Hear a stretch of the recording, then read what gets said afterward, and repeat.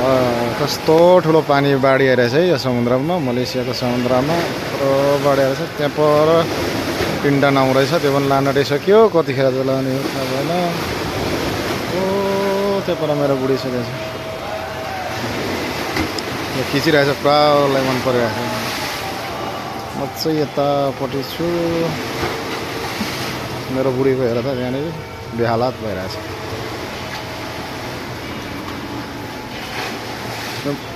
धेरै के अरे मोबाइल चाहिँ तल झर्छ नि, खान्छ फेरि रोएर बस्छ नि।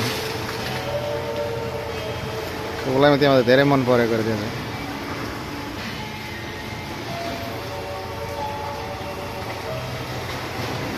तल यत्रो पानी बढिरहेछ, घुङरुङ